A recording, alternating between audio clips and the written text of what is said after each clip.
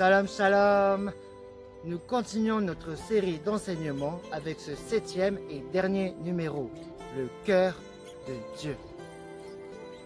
Nous allons voir dans ce numéro comment avoir et connaître le cœur de Dieu.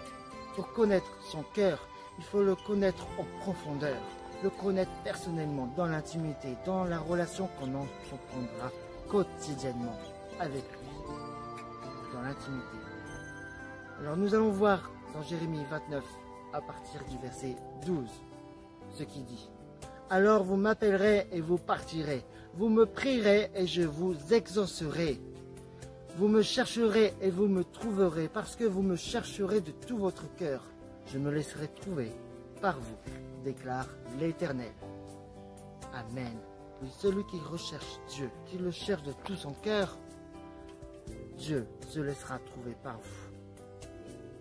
Parce que celui qui cherche le trouve. Et pour connaître son cœur, il faut vraiment le connaître dans la profondeur. Alors, faut aller dans sa présence. Et nous allons voir aussi ce que Jésus est venu faire sur la terre, parce que Jésus est venu révéler sur la terre le cœur de Dieu. Matthieu 9, à partir du verset 35. Jésus parcourait toutes les villes et les villages. Il enseignait dans les synagogues, proclamait la bonne nouvelle du royaume et guérissait toute maladie et toute infirmité. À la vue des foules, il fut rempli de compassion pour elles, car elles étaient blessées et abattues, comme des brebis qui n'ont pas de berger. Amen. Alors oui, Jésus, ce qu'il est venu faire, c'est guérir les malades, délivrer les captifs et enseigner le royaume de Dieu, afin de sauver les perdus, les âmes perdues. Nous voyons que Jésus faisait cela avec son cœur de compassion. Oui, parce que Jésus, il avait un cœur de compassion pour les âmes blessées et abattues. Des âmes qui n'avaient pas de berger, parce que il y avait plus de brebis que de bergers. Alors, Jésus dit un peu plus loin, il dit à ses disciples: « La moisson est grande, mais il y a peu d'ouvriers. Priez donc le maître de la moisson d'envoyer des ouvriers dans sa moisson. » Et oui, il y a peu d'ouvriers. Donc, il faut prier afin que le Seigneur envoie des ouvriers par rapport aux brebis qui sont dehors. Des âmes blessées, des âmes qui n'ont pas encore reçu Dieu dans leur vie, dans leur cœur. Alors oui, son désir, c'est que le désir de Dieu, Dieu désire que tous les hommes, que tous les êtres humains soient sauvés et parviennent à la connaissance de la vérité. Ça, c'est sa première volonté. C'est son premier désir. Parce que tout le monde n'a pas reçu Jésus-Christ. Certains le rejettent par rapport à leur vie passée, par rapport à leur déception, ou autres, qui n'ont même pas encore entendu parler de lui.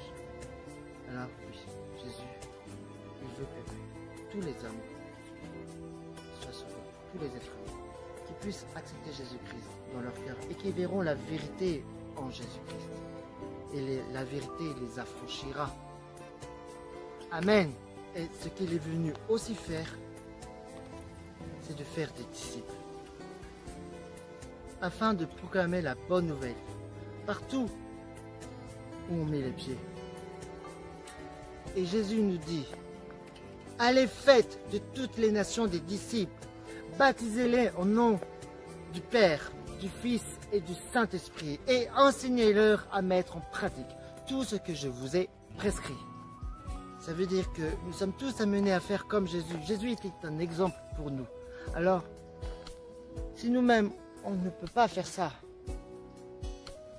c'est que on désobéit en quelque sorte à l'obéissance de Jésus-Christ. Parce que Jésus nous a donné ça comme un ordre, comme un commandement. Alors, ne négligeons pas ça, parce que les âmes ont besoin d'entendre la parole de Dieu. Et comment avoir le cœur de Dieu? Il faut avoir un cœur bien disposé, un cœur pour plaire à Dieu, un cœur intègre dans sa volonté, dans son obéissance. Il te donnera un cœur nouveau si tu as un cœur de pierre. La Bible dit dans Ézéchiel 36 à partir du verset 26, « Je vous donnerai un cœur nouveau et je mettrai en vous un esprit nouveau. Je retirerai de votre corps le cœur de pierre et je vous donnerai un cœur de chair. C'est mon esprit que je mettrai en vous. Ainsi, je vous ferai suivre mes prescriptions, garder et respecter mes règles. » Alléluia.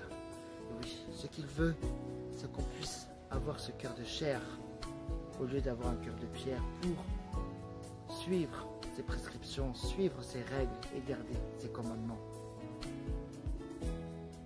Il faut rester sous son obéissance. C'est-à-dire ne plus pécher comme avant. Cela plaît à Dieu de rester sous son obéissance. Je leur donnerai un cœur apte à reconnaître que moi, je suis l'Éternel. Ils seront mon peuple et moi, je serai leur Dieu. Car ils reviendront à moi de tout leur cœur. C'est pour cela qu'il va te mettre un cœur nouveau, un cœur de chair, pour que tu puisses reconnaître que l'Éternel, c'est Dieu et que tu as besoin de lui et que tu reviendras de tout ton cœur. C'est pour cela qu'il te change ton cœur. Ton cœur de pierre, on a un cœur de chair, afin d'être sensible à son obéissance, à sa volonté, à son intégrité, et que tu reviendras vers lui de tout ton cœur. Philippiens 4, verset 8 nous dit que portez vos pensées sur tout ce qui est vrai, tout ce qui est honorable, tout ce qui est juste, tout ce qui est pur, tout ce qui est digne d'être aimé, tout ce qui mérite l'approbation, ce qui est synonyme de qualité morale et ce qui est digne de louange. Amen. Il faut être dans sa présence constamment. Alors, tout ce qui est au niveau du péché n'a pas sa place parce que cela ne plaira pas à Dieu. Ce qui plaît à Dieu, c'est son obéissance. Ce qui plaît à Dieu, c'est la louange, l'adoration que tu lui apporteras. Ce qui plaît à Dieu, c'est être juste dans ses lois, dans ses commandements.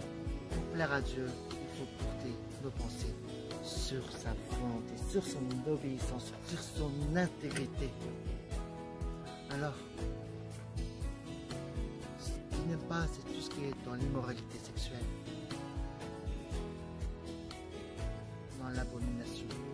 Lui, ce qu'il aime, c'est tout ce qui puisse l'honorer dans la louange, dans l'adoration avec lui, pour lui.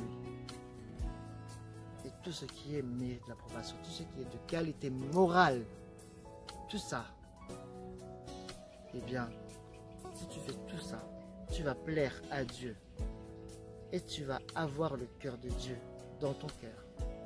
Tu vas savoir ce qu'il voudra pour toi, pour les personnes, pour les autres personnes.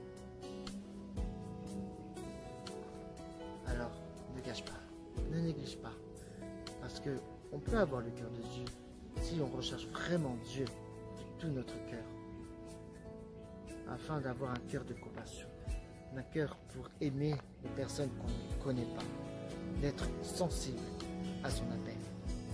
Ce qui mérite l'approbation, c'est que tu puisses suivre, c'est être intègre à ses commandements, à ses préceptes, à ses prescriptions, afin qu'il puisse approuver ce que tu fais. Et pour toi, toi qui as accepté Jésus-Christ.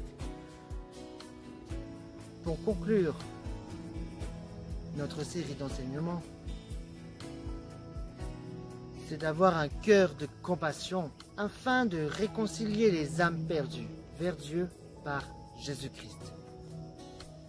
Vous pouvez nous retrouver sur Facebook, le cœur de Dieu, évangéliste Sébastien Sandy Loerge, Facebook, Instagram, YouTube. Et vous pouvez aussi retrouver toutes les infos, les actualités sur le cœur de Dieu, overblog.com. Soyez bénis et à très bientôt.